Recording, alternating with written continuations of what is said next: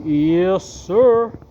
Consistency is the key. Kaya ito na ang ika-53 days na every other day cardio session ko sa hapon. Ano ba? Wala na akong ibang maisip na sasabihin. Ganito lang talaga yon. Mayroon kasing background music tapos bala ko siyang i-post sa ibang social media site. Kaya kailangan kong mag voice over para hindi ako magkaroon ng copyright violation. At saka maingay din pati yung music at paslangs lang oro na music. Ang lakas ng volume kaya hindi siya maganda. Kahit dito sa site na to minumute nila pagka sobrang lakas ng volume ng music.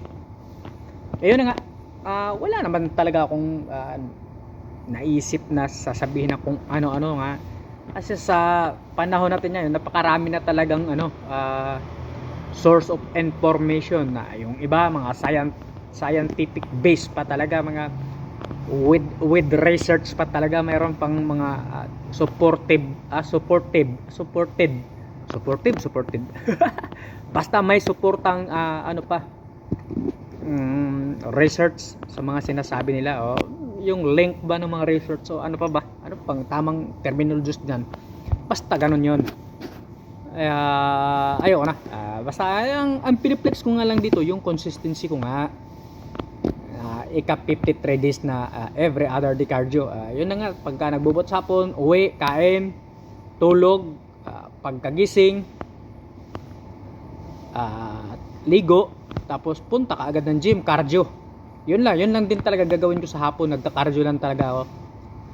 Kahit pa bulking na ako, ito pa rin yung balak kong gawin. Para makakain ka ng marami-rami, mas marami. Bulking kasi kailangan mong kumain ng marami pag nagka-cardio ka pa, mas kakain ka pa talaga ng mas marami pa kasi gagamitin mo naman ng ibang energy mo Kaya ganun yun. Hindi lang naman muscle daw yung chest, bicep, legs, back, ano pa ba, hindi lang naman daw talaga yan yung palakasin kailangan din natin palakasin yung puso natin at saka baga para hayahay ang buhay.